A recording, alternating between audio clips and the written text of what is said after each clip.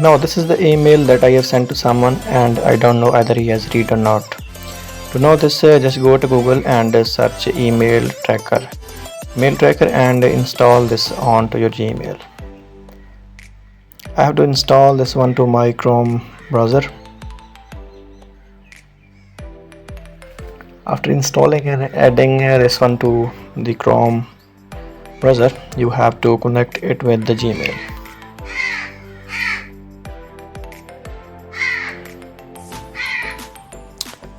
Now before connecting, you have to select the free package, and after selecting the free package you have to sign up, and now you have to go to Gmail.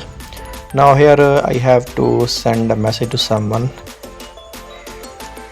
You can see that I have typed a mail and I have sent to someone. Now I will go to my outbox and see either this mail has been read by someone or not. So I will open the mail.